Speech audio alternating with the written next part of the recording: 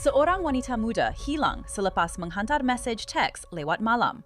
Dan beberapa hari kemudian, rakan-rakan keluarga membuat penemuan yang mengerikan. Sekarang seorang lelaki berada di penjara, tetapi inilah kejutannya. Dia tidak didakwa atas tuduhan membunuh.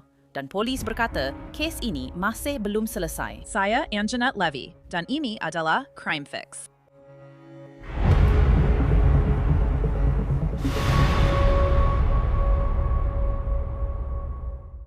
Lapan hari yang menyeksakan. Itulah tempoh seorang wanita muda hilang sebelum rakan-rakan keluarganya menemuinya.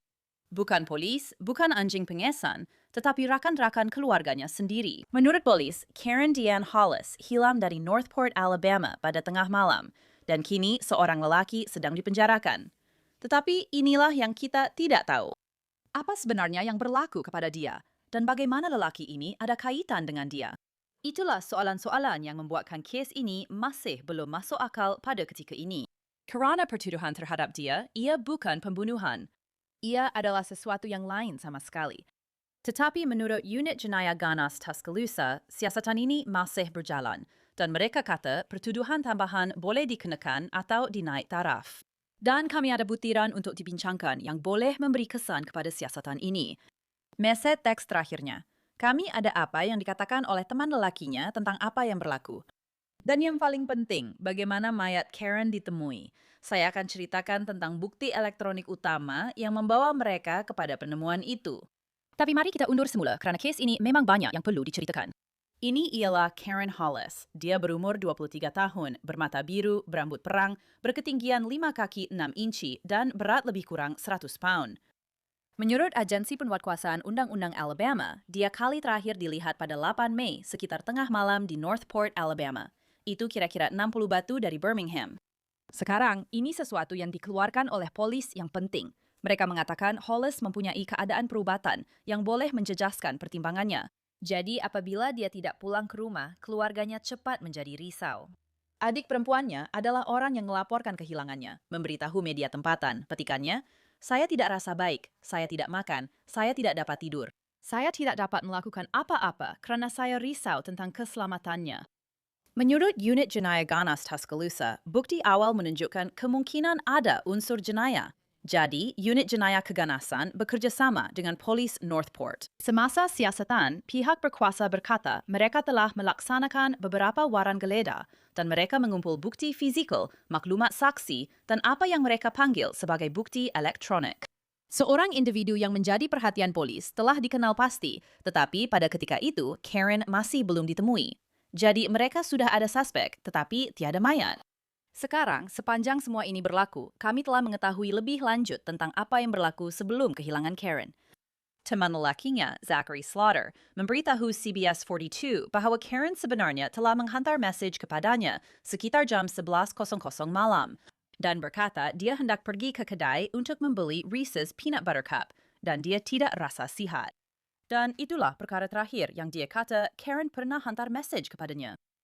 Zachary memberitahu CBS 42 bahawa dia cuba menghubungi Karen pada pukul 4.00 pagi apabila dia bangun, tetapi Karen tidak menjawab.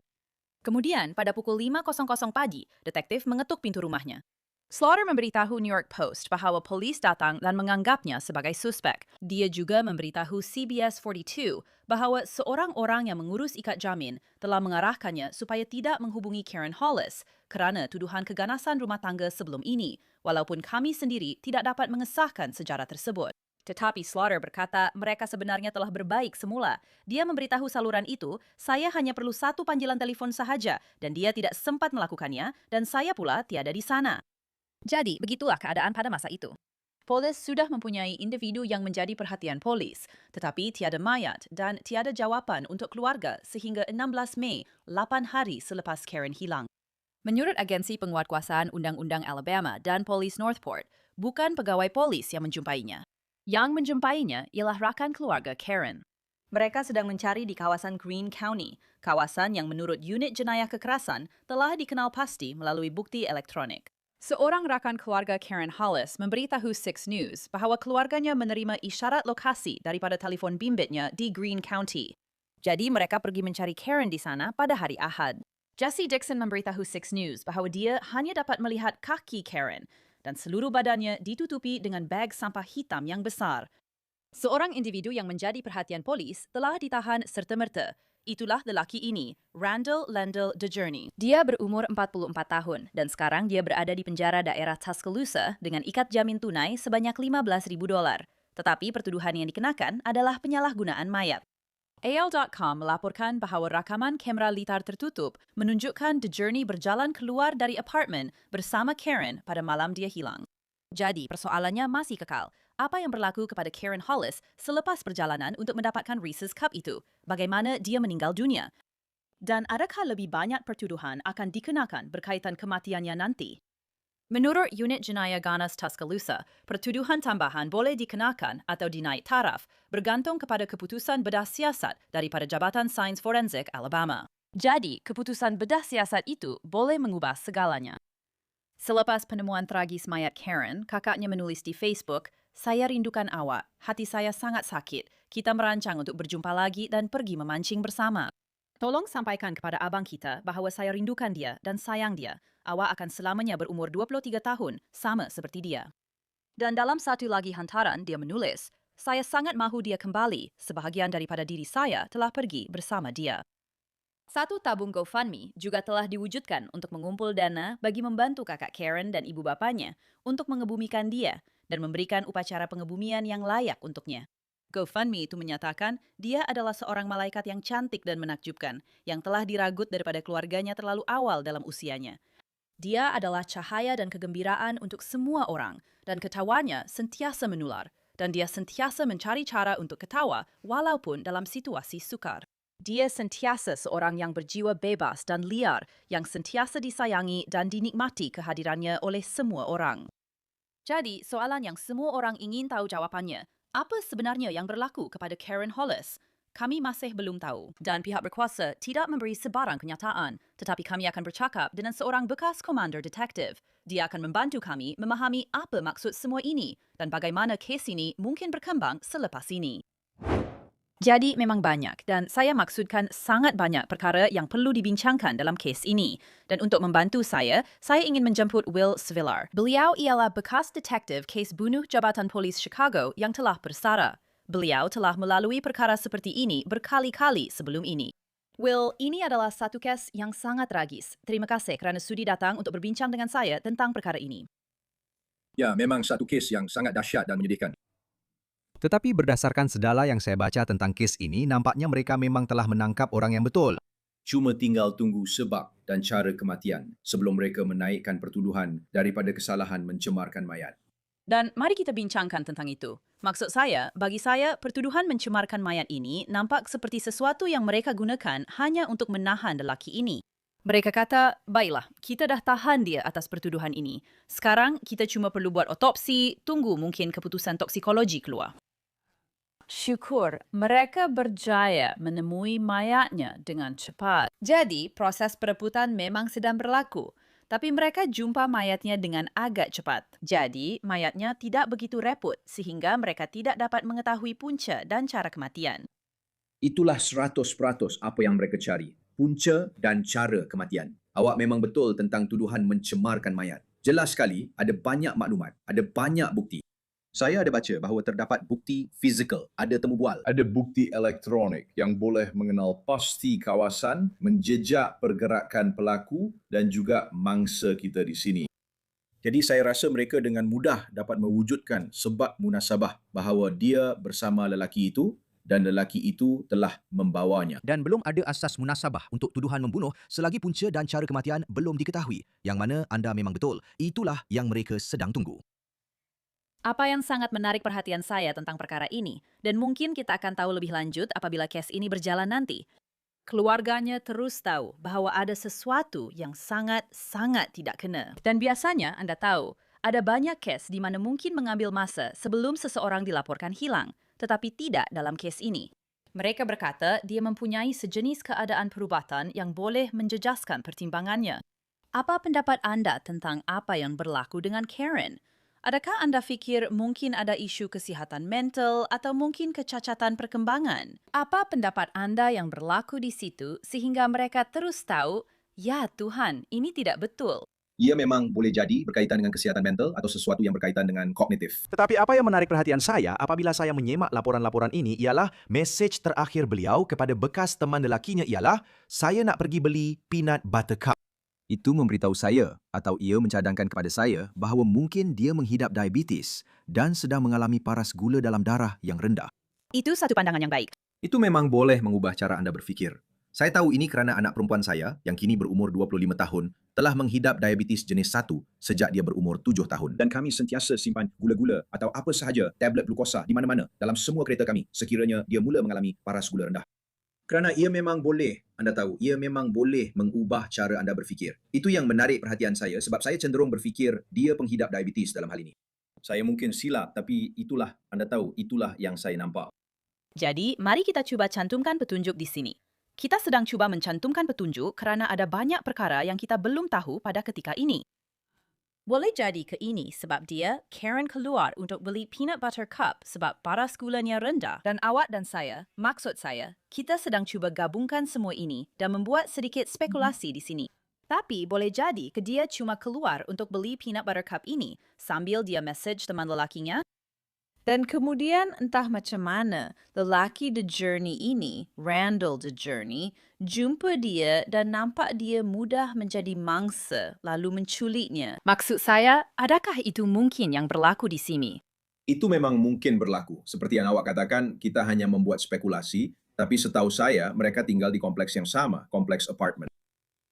Mungkin sebelum ini ada aspek sosial di situ. Maksud saya hanya sekadar terserempak. Saya tak maksudkan apa-apa selain itu. Seperti bila awak jumpa jiran, awak ucap hai atau apa-apa saja. Mungkin dia tak rasa begitu. Dan saya tahu simptom gula darah rendah. Sekali lagi, kita hanya membuat spekulasi tentang itu. Tapi awak akan jadi sangat keliru. Awak akan naik kereta dengan sesiapa saja. Itu memang sangat-sangat menakutkan.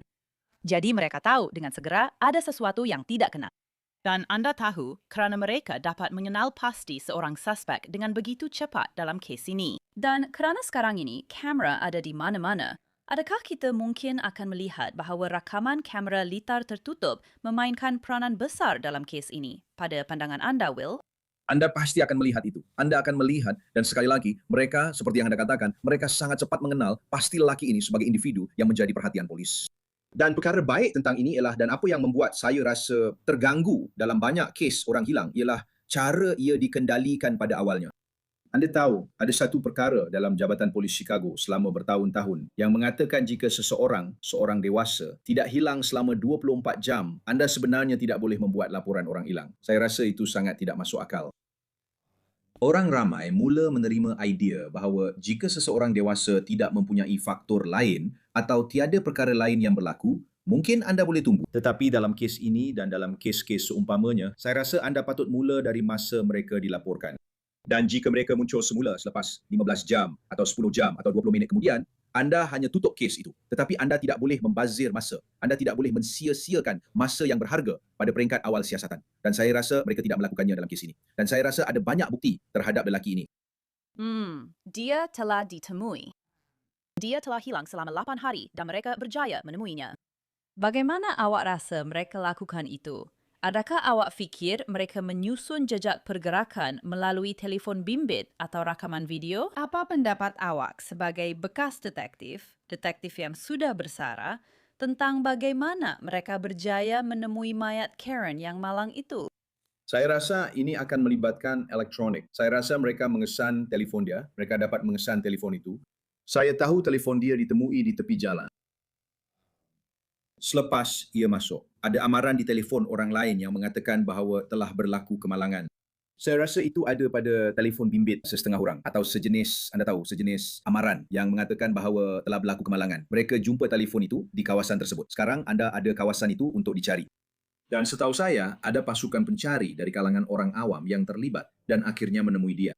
Jadi saya rasa ini akan melibatkan elektronik. Mereka menjejak pergerakan dia. Mereka menjejak pergerakan penjenayah itu dan ia membawa mereka ke lokasi tersebut dan kemudian hanya pencarian secara tradisional. Anda tahu, adik-beradik dia, kakak Karen, telah menulis di Facebook, Anda tahu, saya rindukan awak. Hati saya sangat terluka.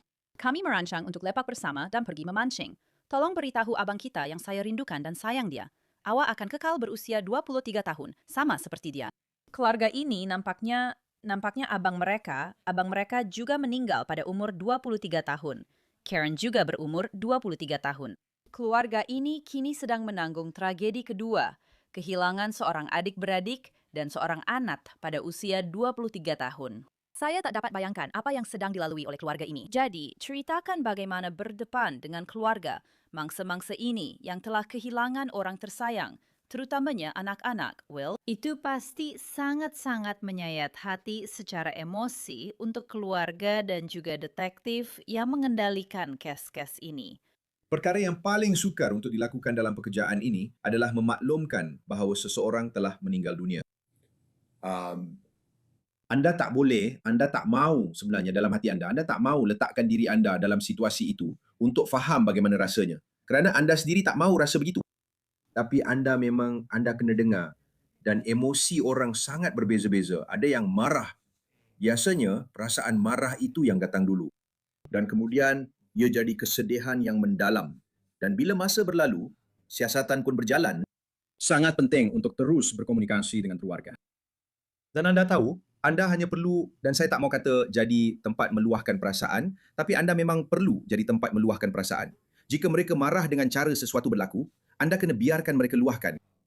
Setiap orang menghadapi sesuatu dengan cara yang berbeza. Tapi perkara yang paling sukar adalah untuk memberitahu seseorang, untuk melihat wajah mereka dan berkata, saya minta maaf, mereka sudah tiada. Jadi, mayat Karen telah ditemui. Mereka berjaya menemui, polis berjaya menemui mayatnya. Sekarang, usaha untuk mencari bagaimana dan mengapa Karen meninggal dunia sedang dijalankan. Seperti yang saya sebutkan tadi, Karen telah hilang. Dia hilang selama 8 hari. Jadi, bergantung kepada keadaan cuaca dan keadaan di mana mayat Karen ditemui, banyak bukti masih boleh wujud pada mayatnya.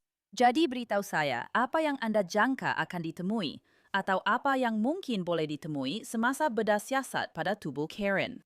Seperti yang anda katakan, unsur-unsur alam memainkan peranan besar dalam hal ini. Anda bercakap tentang Alabama pertengahan Mei. Jadi anda tahu cuaca akan panas. Dan tanpa terlalu terperinci, haba mempercepatkan perebutan dan anda boleh kehilangan bukti dengan cara itu. Tetapi dalam kes ini, saya rasa sebahagian besar mayatnya berada dalam beg sampah yang boleh memelihara perkara-perkara yang mungkin anda telah hilang jika beliau hanya berada di luar, di padang, tanpa perlindungan. Jadi anda mencari apa-apa jenis bukti forensik. Anda mencari DNA. Anda mencari punca dan cara kematian. Jadi anda mencari kecederaan tembusan. Anda mencari luka tembakan. Anda mencari tulang hyoid yang patah untuk menunjukkan kemungkinan dicekik. Semua itu sepatutnya masih ada apabila mereka melakukan bedah siasat ke atasnya. Awak tahu, saya tak suka untuk membangkitkan perkara ini. Sebab kita memang tak tahu apa yang berlaku. Kita betul-betul tak tahu. Tapi adakah apa-apa tentang keadaan sekeliling kejadian ini? Maksud saya, ada beza umur 20 tahun antara Randall DeJourney dan Karen. Dan dia nampaknya kita tak tahu sebab tiada tuduhan untuk ini. Tapi dia hilang begitu saja. Nampaknya dia telah dibawa pergi. Adakah apa-apa tentang keadaan sekeliling kejadian ini dan fakta bahawa dia ditemui mati dalam beg sampah di dalam hutan membuatkan anda rasa dia telah didera secara seksual? Sentiasa ada unsur itu. Bila anda bercakap tentangnya, dan sekali lagi, saya tidak tahu latar belakang orang yang mereka tangkap itu. Saya tidak tahu sama ada unsur keganasan atau perkara seperti itu dalam latar belakangnya. Tetapi sentiasa ada unsur yang membimbangkan dalam kes seperti ini apabila seseorang ditemui hilang dan kemudian dibunuh. Ya, saya langsung tidak akan terkejut jika ada serangan seksual dalam kes ini. Sekali lagi, ia memang sentiasa ada. Berdasarkan pengalaman saya, dalam kes seperti ini, ia hampir pasti berlaku. Mereka menahan dia atas tuduhan mencemarkan mayat. Bedah siasat, anda tahu. Keputusan awal mungkin boleh diperoleh dalam beberapa hari, bergantung pada tahap perebutan. Berapa lama anda rasa mereka akan ambil untuk mungkin menaikkan pertuduhan? Jika ada penemuan yang jelas pada bedah siasat, seperti anda nampak bukti luka tembakan, anda nampak bukti pencekikan atau tikaman. Seperti yang kita bincangkan, agak cepat sebab anda akan dapat sebab dan cara kematian, manakala toksikologi pula tak akan diperoleh dalam masa terdekat. Mungkin mengambil masa berminggu-minggu. Jadi itu memang ambil masa yang lebih lama. Tapi kalau pada bedah siasat, ada tanda-tanda jelas bahawa ini adalah kematian dan ia kematian akibat perbuatan orang lain, iaitu pembunuhan, mereka boleh mendakwanya seawal, anda tahu, beberapa jam selepas keputusan bedah siasat keluar. Memang ini adalah kes yang sangat menyayat hati. Keluarga ini benar-benar sedang bersedih sekarang. Ini adalah seorang wanita berumur 23 tahun. Seorang yang kecil juga, dengan ketinggian 5 kaki 6 inci dan berat 100 pound. Maksud saya, dia memang kecil. Dia bukan seseorang yang mungkin boleh melawan balik. Terutamanya jika dia tidak berada dalam keadaan sedar sepenuhnya, jika keadaan fikirannya terganggu, terutamanya ketika itu. Ya, memang satu kes yang sangat mengerikan. Jadi, Wills Villar, kami akan terus memantau perkara ini. Saya sangat menghargai masa dan kepakaran Anda seperti biasa, dan kami akan jemput Anda lagi. Terima kasih banyak. Terima kasih kerana menjemput saya. Jadi sekali lagi, Randall D. DeJourney sedang ditahan atas pertuduhan mencemarkan mayat dengan ikat jamin sebanyak $15,000. Kami akan maklumkan jika ada sebarang perubahan berkaitan pertuduhan dalam kes ini. Dan tolong doakan keluarga Karen Hollis. Dan itu sahaja untuk episod Crime Fix kali ini. Saya Anjanette Levy, terima kasih kerana bersama saya. Jumpa lagi pada episod akan datang.